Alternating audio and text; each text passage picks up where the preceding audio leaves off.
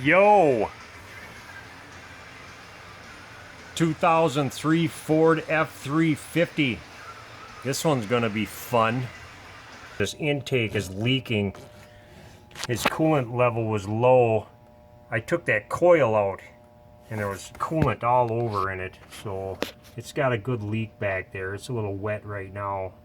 You can kind of see it's wet right there where the aluminum and the plastic meet. Happens all the time. I'm gonna replace an intake manifold on this. I gotta get this air box off for starters.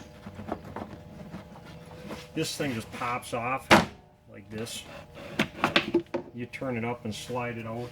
I got an 8mm hose clamp here, or a regular screwdriver. 8mm here and here. There's two 8mm up here too, but if I remember right, I don't have to take those off. I can just slide it out like so. And there's a mass airflow sensor plug connected to this. I got a tab I got to push in on the back and pull that out. You just push in on this tab and pop it off. Unscrew this fill cap. I'm going to go under the car truck thing. There's a drain right here. It's a 19mm. I'm going to open that up and just let it drain out nice and slow. I got this doghouse to deal with. If I remember right, I think this just lifts up. I got two latches on here. And there's a couple more up here. This should slide straight back. You're going to have to forgive me if I do something and there's something you cannot see, because there's not a whole lot of room in this thing. It's buried, everything's buried pretty good. I went ahead and disconnected the negative terminal on the battery. I guess I'm going to start with trying to pull this hose off of this IAC valve. There's a big conglomerate mess of vacuum lines that can come off in one big chunk. Okay, I can take this off of here, and there's another hose that goes onto the throttle body. That one might hurt you. There's another line right here, and this goes to your AC. I'm going to go around front and unplug that. You can just go up front and follow this line, and you'll see it go up by your blower motor. You got one up here for the EGR valve, these two for the EGR solenoid. Then there's another one here for the fuel pressure regulator. And then all of this can just come out in one big unit like this. I'm going to unplug this evap line. I can unplug this. It's a manifold vacuum line here.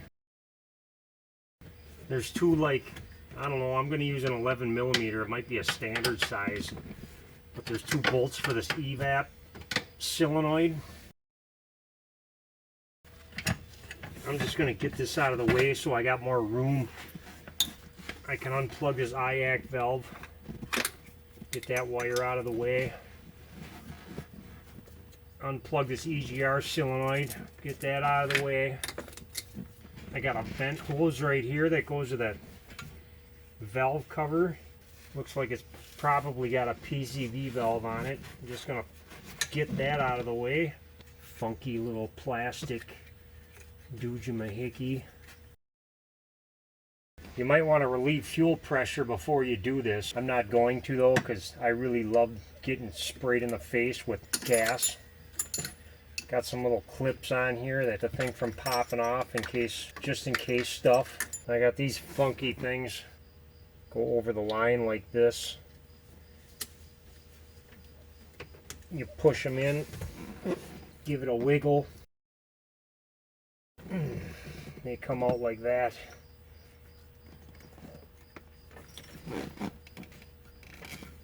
And I got a different size for this one. This one's a little smaller. I'm I'm gonna loosen up the gas cap too, because if there's any pressure in the tank just from evaporation and heat, it's gonna make these lines drip. Got some wire looms here I'm gonna try to get out of the way. I got a 13 millimeter on this bell housing I'm gonna take off, just so I can get this bracket out of the way. There's an 8 millimeter way back here for the air intake. I got a DPFE I can unplug. It's got a couple of vacuum hoses that come from the exhaust that go to it. And there, I got them 2 hoses off. There's a rusty bracket for it with 2 10 millimeters on it.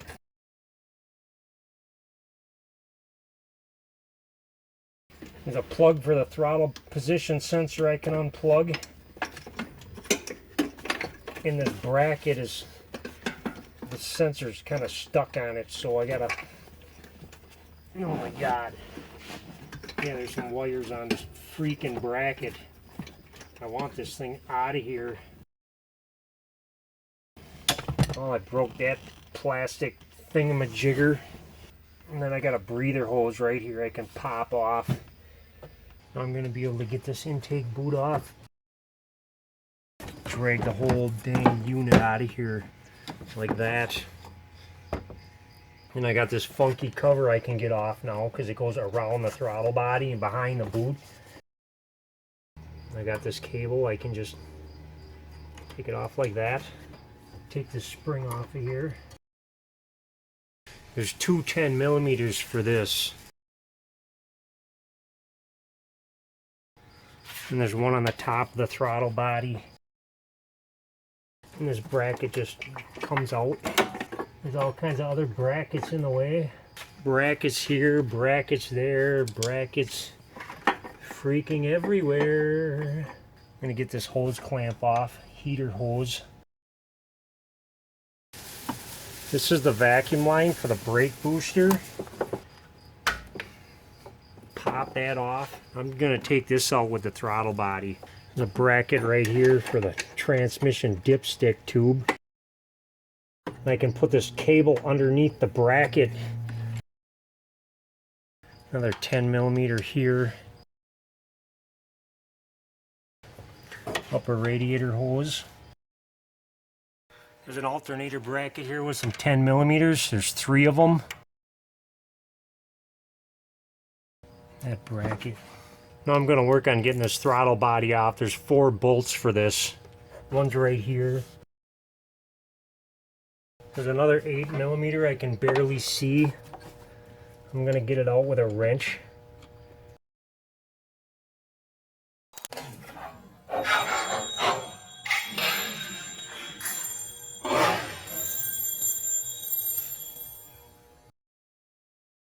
I got a big old 1.25" wrench for this.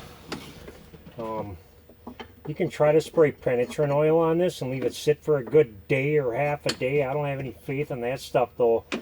Usually I try to get it off with this or just use a MacGyver wrench. And if I can't get it off, I usually take a propane torch.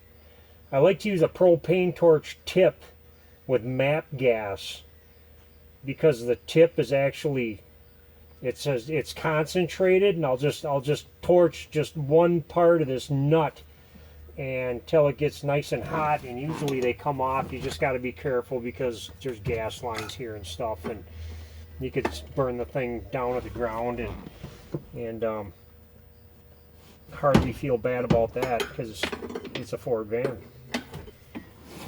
And luckily this came off. I'm feeling pretty good about that.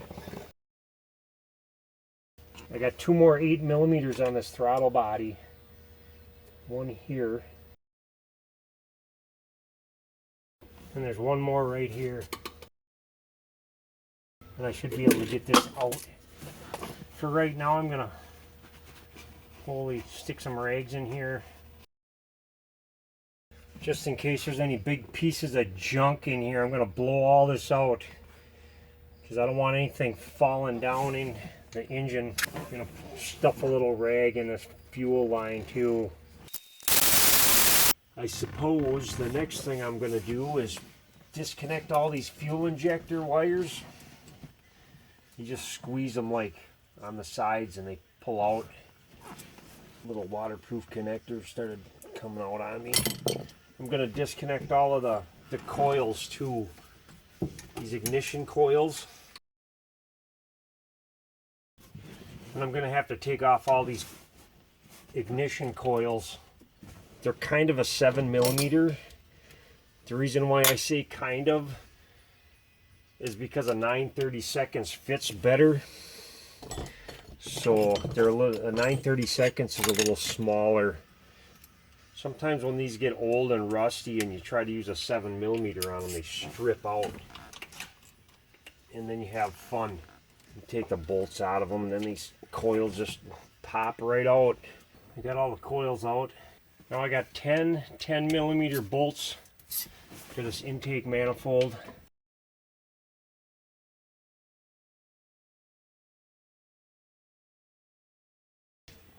Correction, there's 11 bolts. I got all 10 bolts on the ends out. The only one I got left is this one thermostat housing bolt. Now I think I can get this out from the back.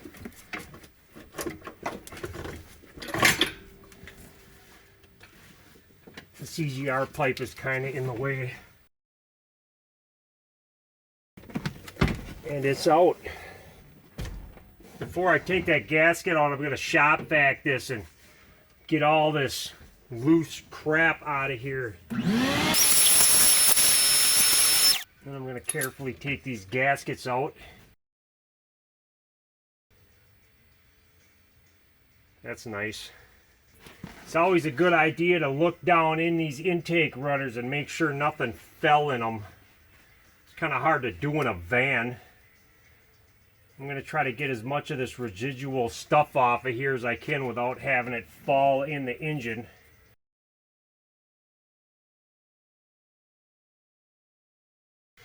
So I got all the big chunks of goo off of here. I got a carbide super scraper. I'm just going to go across this and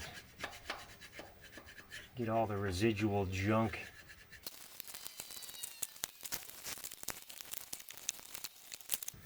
Well, just as a precautionary measure, I'm going to kind of get in here with a mirror. I'm going to look down in here and see what I can see. Make sure there's no big chunks of stuff in here.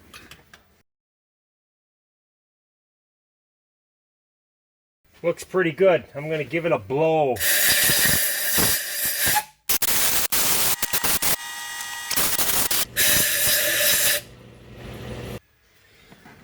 I've got a fresh rag. I'm going to put some brake cleaner on it. I'm just going to wipe this surface. Here's the Dorman part number. I get to swap over a bunch of parts. They give you a destruction manual and a bag of junk. It's got some screws. All these screws, you can't use the factory screws because these have brass inserts in all the holes, and these don't. So these are just like self-tapping plastic screws. These are the factory screws. These are about the only factory screws you use, with the exception of these right here. All the other ones are in this bag. Comes with a new thermostat. I'm going to use it. And this breather hose for the intake manifold that goes right here. There's an O-ring for this somewhere in the bag. I'm going to put a little silicone paste or dielectric grease on this O-ring. You could probably use oil or gear oil or grease. You got to find the spot where it wants to go in and just turn it and it'll click in. There's 4 8mm for this fuel injector rail. I'm going to get in here with a pry bar, get underneath the injectors and just give them a little pop. You can buy new O-rings if you want. I'm not going to. They usually seal really nice. I'll just look at them, make sure they're not cracked. Make sure they're not all flattened out and make sure they're not ripped. If they don't seal on you, you'll get a lean bank code. I'm going to put some dielectric grease on all these O-rings too.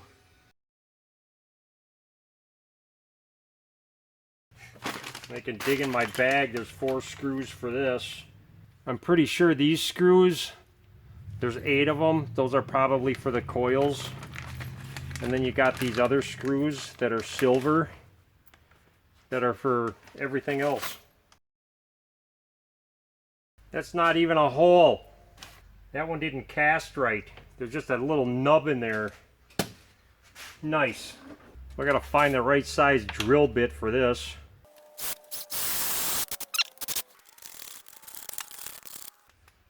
Hello. Yeah, 5/16 or an 8mm Allen for this. 19mm on the sensor. I got PTFE thread sealant I'm going to put on here. Now that I put thread sealant on it, I'm going to put a couple wraps of tape dope around it too. I got one stud here that I'm probably going to need. There ain't no stud in the bag. The stud is a 13mm.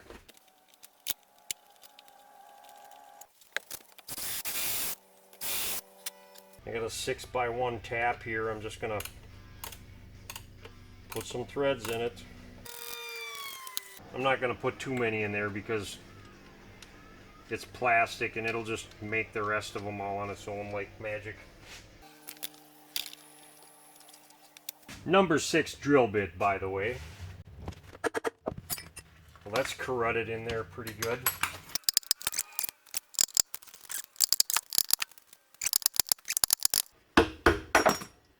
Holy crap. Holy cruddy crap. Clean this surface. This amazing O-ring is what seals everything. Just goes thermostat O-ring. And then this. And then it squishes down on the O-ring and seals on this chamfer. I'm going to toss this thing in. Now I can start starting all these bolts.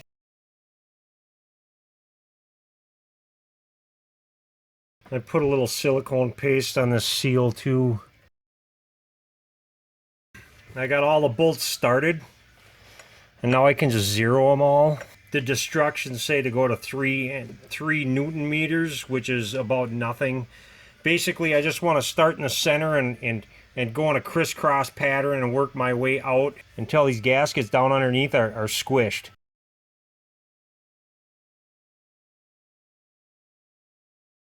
Okay, I got all these started, so they're all just 0. And now I can run them down to 3 Newton meters, so the book says. I'm basically just going to do them by hand. Now I'm going to tighten all these down to 18 foot-pounds, or what, 216 inch-pounds.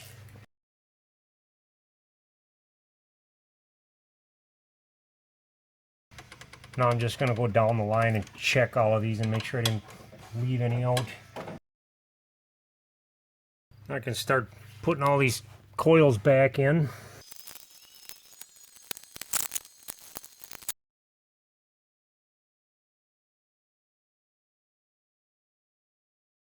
Kind of lost a little bit of data. I plugged in all the coils and bolted them down, cleaned the throttle body, put that on. I torqued these. I put a little silicone paste on the O-rings for the fuel lines and plugged them in, bolted that in, and away I go. I got a DPFE here I got to put on. Yeah. All that jazz. You always want to make sure that closes all the way, and this cable's just got to be a hair loose. That way I know it's right.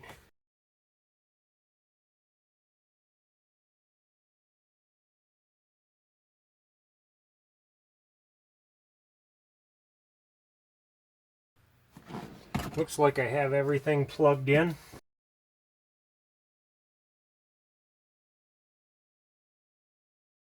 I just got to see if this thing wants to run.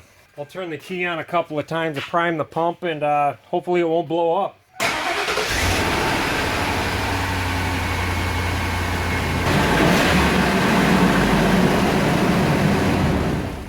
Sounds right to me. I'm going to put the doghouse on it, put some coolant in it, burp the system, and call it good. Okay, bye.